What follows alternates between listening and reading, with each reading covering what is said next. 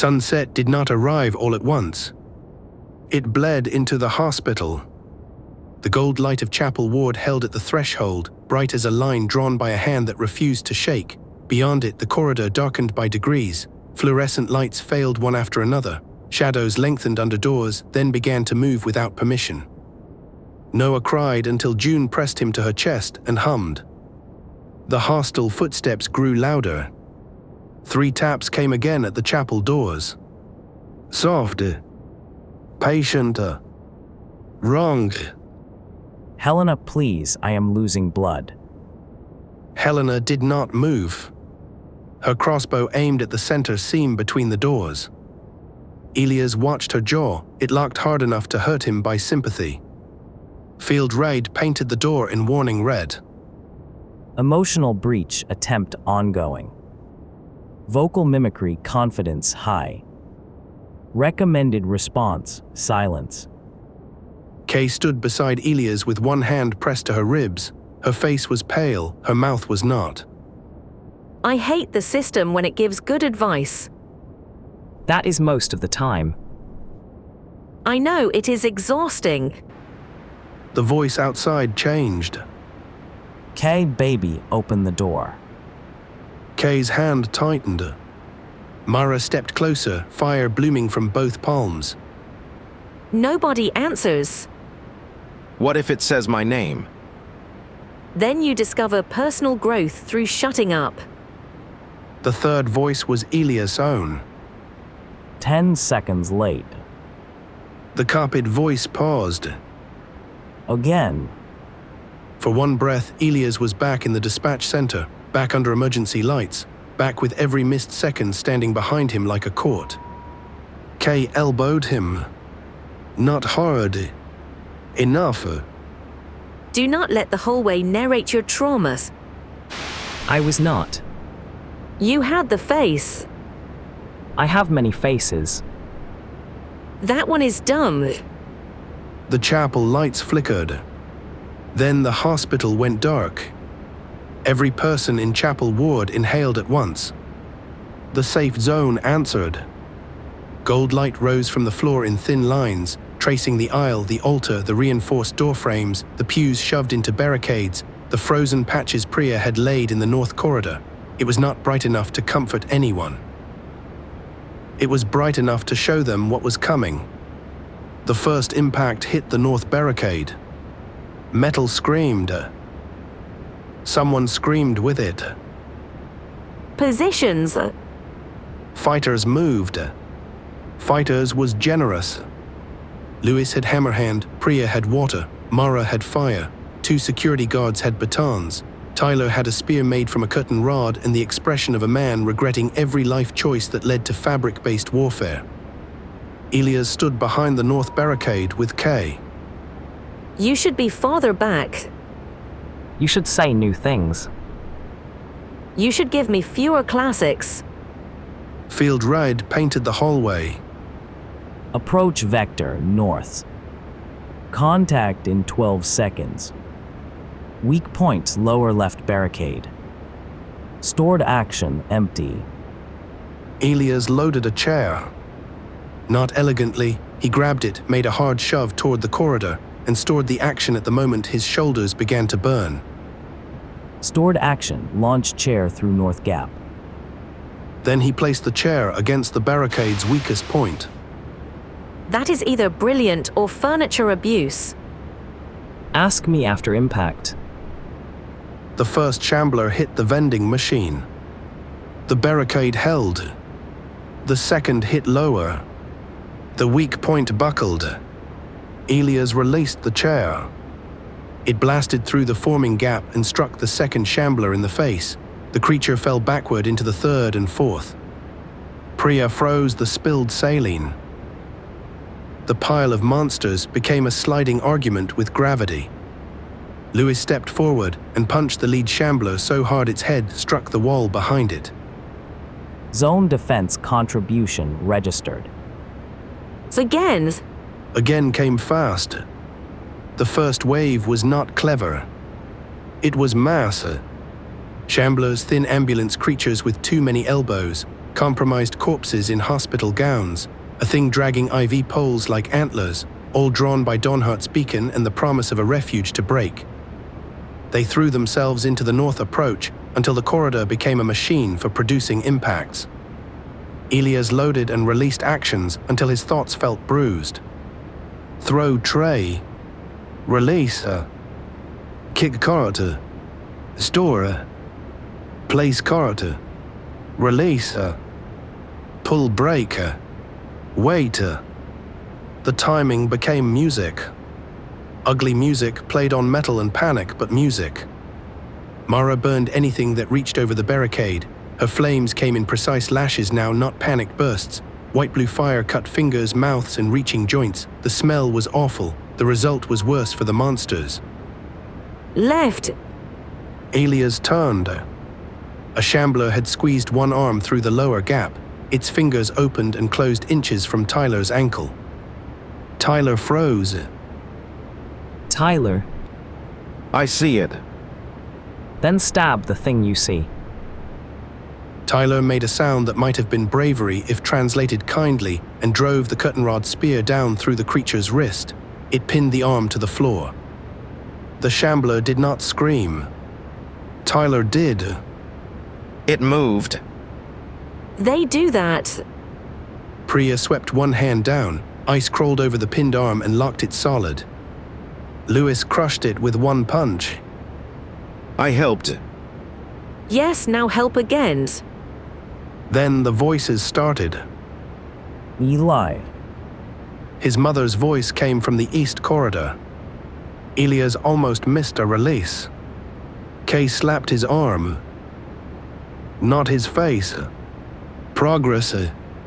Focus. trying. Try faster. The Ecolures came behind the shamblers, crawling along the walls, wearing names like knives. Their bodies were wrong in a quieter way than the glass dogs. They were long and grey and jointed like hospital shadows had grown bones. Their mouths opened too wide because they were not built for speech. They used it anyway. One called Priya in her brother's voice. Pry, I found the stairs. Priya's ice faltered. Elias saw the failure point bloom red around her hand. Priya, north floor. She flinched, then slammed both palms down. The corridor froze in a jagged fan. The Ecolure slipped, struck the wall, and smiled with a dead boy's voice. Mara burned it through the mouth. No advice from hallway parasites. One called Helena mom. It used a child's voice. Small. Trusting. Cruel. Helena's crossbow dipped 1 inch. 1 inch was almost enough. Elias loaded the motion he had already started, a slap against the side of the pew. Stored action, strike pew's side. He relaced it near Helena's boot. The crack of wood snapped her attention back to the chapel. She fired. The bolt punched through the Ecolure's open mouth and pinned it to the wall. Helena did not thank him. Her face said she would do that later if they lived.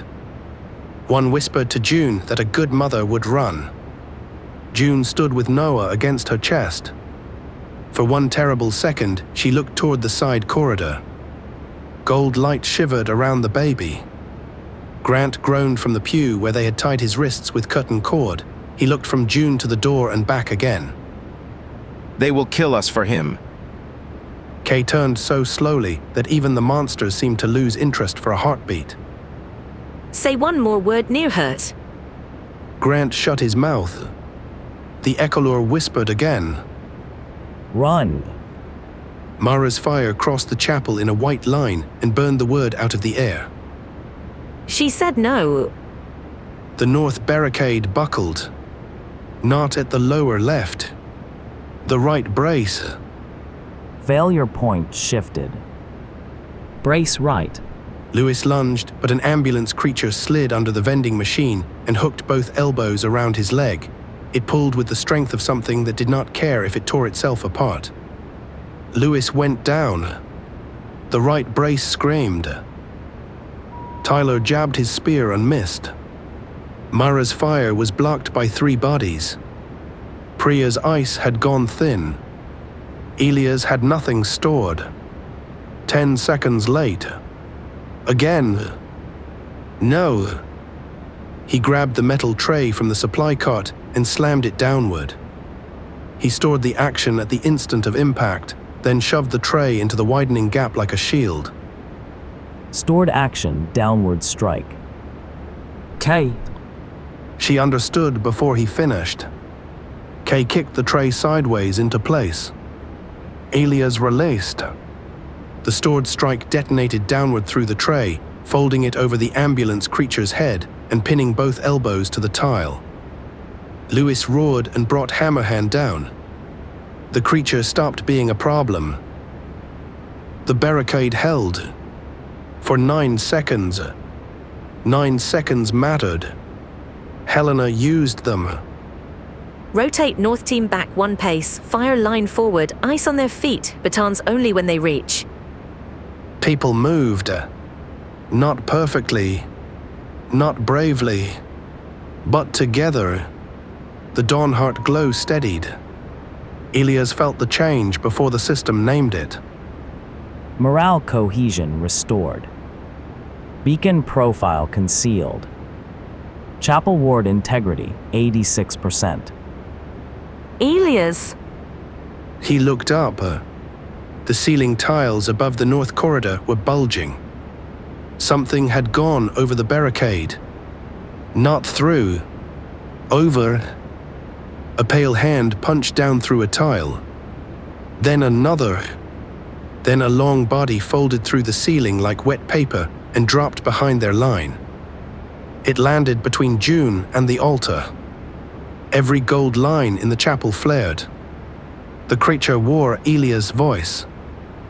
I am late. Its head turned toward Noah. Elias moved. Store action was empty. His body was not. He hit the creature's shoulder first and drove it into a pew. It weighed less than it should have, all length and hunger. Its mouth opened near his ear. His mother's voice whispered from inside it. You missed the call. Elias shoved his forearm under its chin.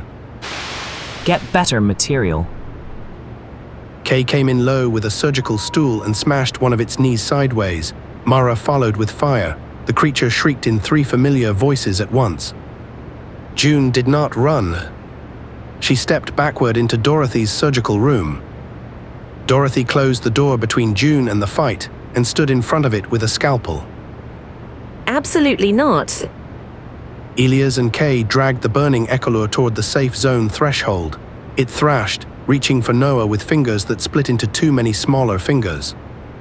Helena shot it again. Mara burned the fingers off. Priya froze the floor under its ribs.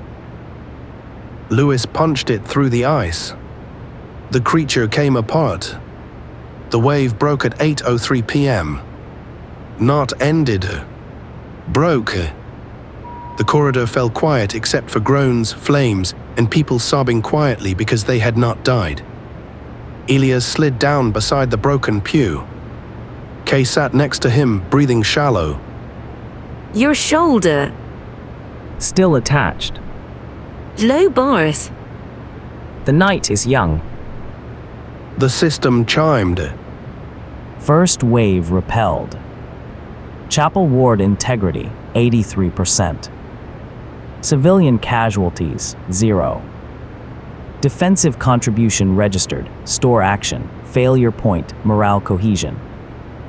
Reward pending after night survival. For 3 seconds, the chapel almost believed in relief. Then a new message appeared. Second wave adapting. Elias stared at it. Adapting is a bad word. From the dark corridor, something laughed with Grant Mullen's voice. Grant, tied to the pew, stopped breathing. The thing outside laughed again. This time, it used his voice better than he did. I know where the baby is. The gold light at the threshold flickered. The second wave began to crawl.